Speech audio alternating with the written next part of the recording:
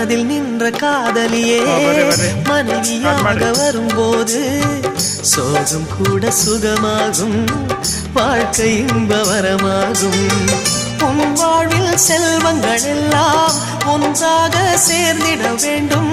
பூவே உன் புன்னகை என்றும் சந்தோஷம் தந்திட வேண்டும். ஆசை காதல் கைகளில் சேர்ந்தால் வாழ்வே சொர்க்கம் ஆகுமே. ஆசை காதல் கைகளில் சேர்ந்தால் வாழ்வே சொர்க்கம் ஆகுமே.